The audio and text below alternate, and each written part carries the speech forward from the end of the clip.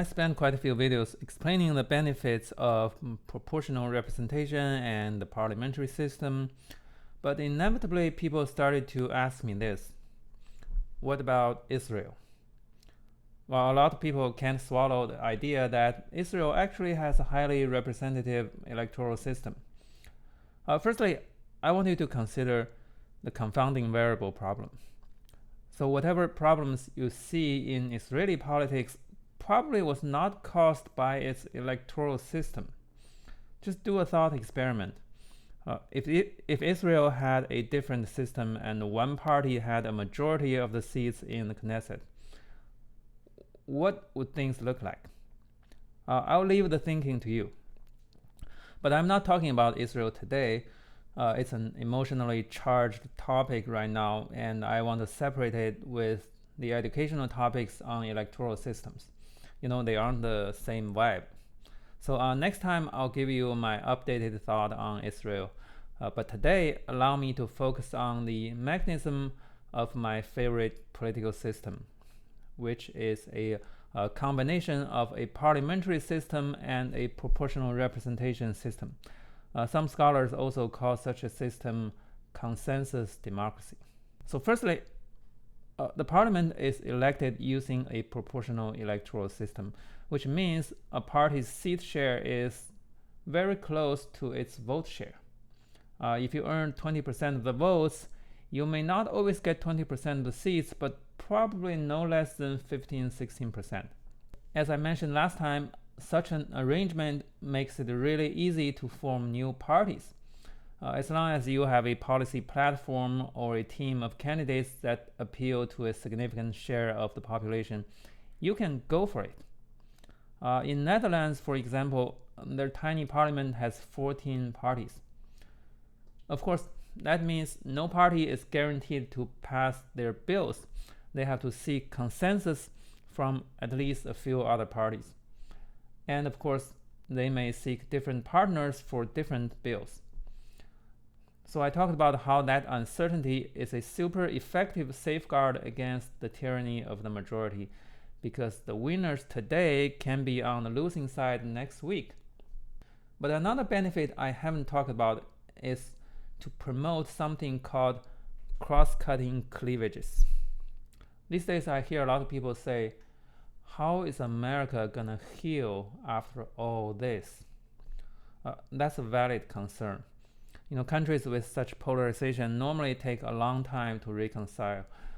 In fact, if you look at the electoral maps and the political rhetorics, America is still in the shadow of the Civil War.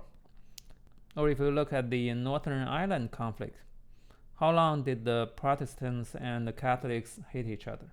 A few centuries at least. It only got better like 20 years ago. But even though it's hard for people to forget their hatred, they can be distracted. People's attention spans are limited, which is not a bad thing.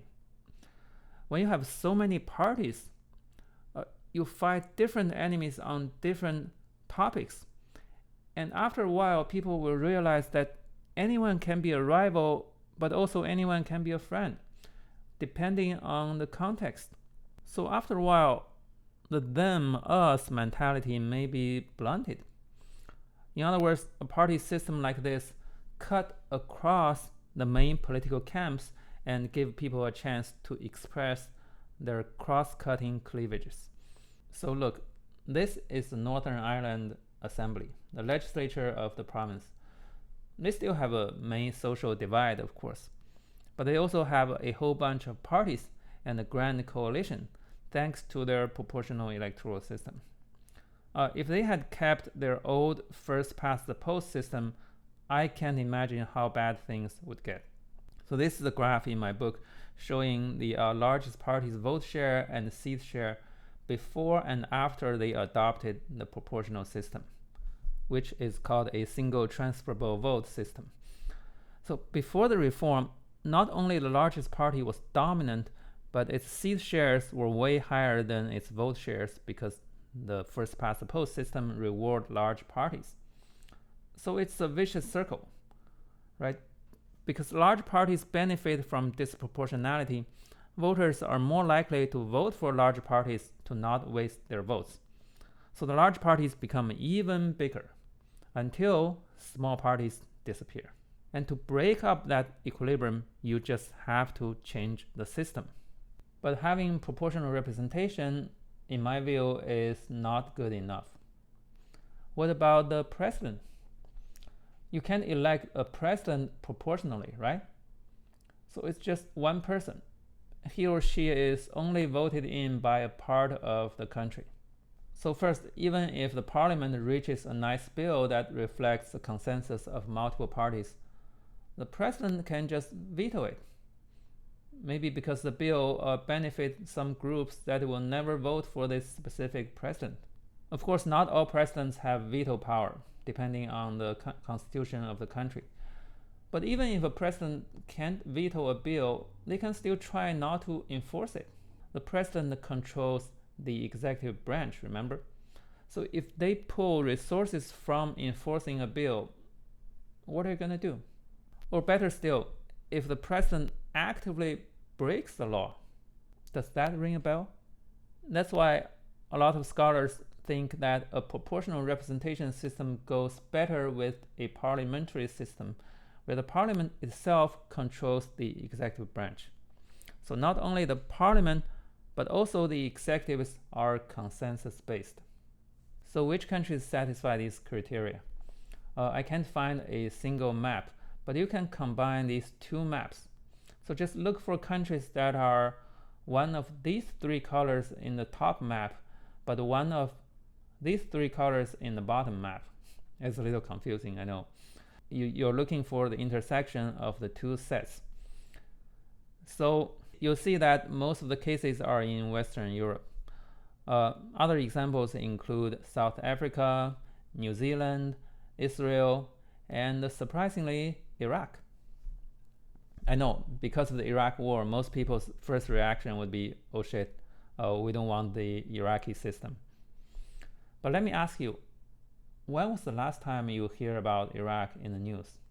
Of course, the country still has a lot of challenges, especially in terms of women's rights, but it's doing better than anyone expected. Regular power transitions and broad coalition governments, I'm impressed.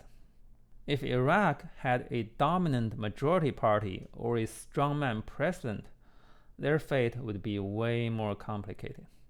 So how does a coalition government in a parliamentary system work? Firstly, the biggest party after the election will try to form a government. If your party can find enough seats to reach a majority, you're good. If not, then another party will give it a try. You can convince other parties to join your coalition by giving their leaders some cabinet positions, right? The Minister of Defense, or Agriculture, or Education, whatever department the other party cares about. Or maybe a party doesn't want to join your cabinet because their voters don't like you, but they can still vote with you in exchange for some legislation they need. Maybe an environmental party will vote with you on the condition that you pass certain environmental regulations. And of course, a coalition government can be fragile.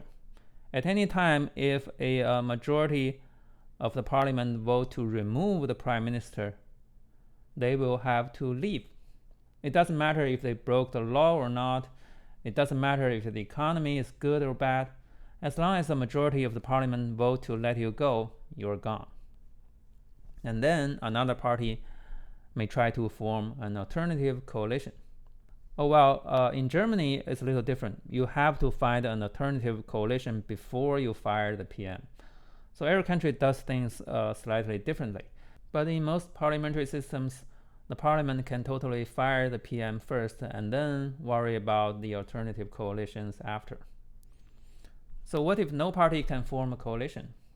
Well, easy. They just have another election.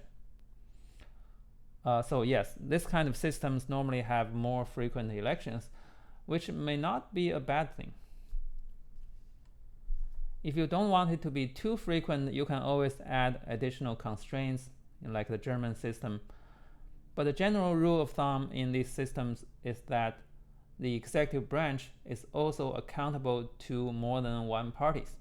They're not guaranteed to survive a full term and have to be extra careful not to abuse their power. Yes, I know. What about Israel, right? I'll talk about it next time.